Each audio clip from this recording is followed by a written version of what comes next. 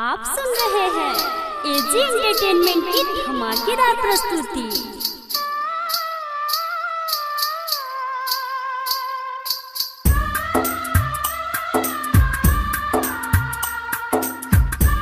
Mix by AG recording studio. DJ Vikas Riga Sitamarhi.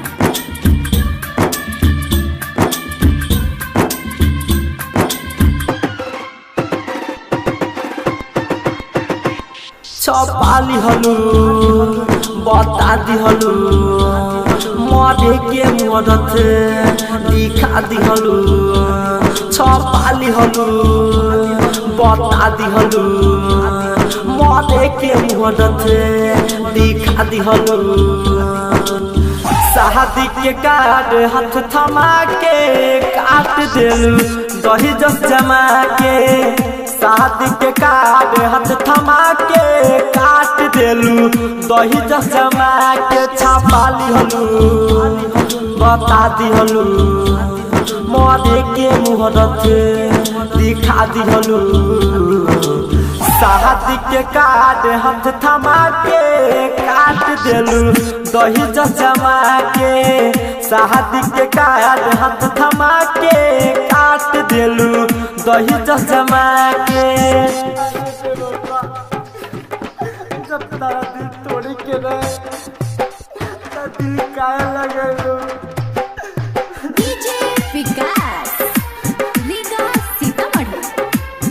काटल गाछ जैसे कर दिल हमके जिंदगी के बोझा फट दिल गम से।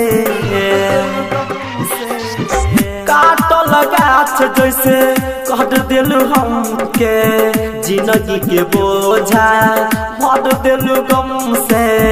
शादी के कार्ड हाथ थमा के काट दिलू दही जस जमा के। शादी के कार्ड हाथ थमा के काट दिलू दही जस जमा के।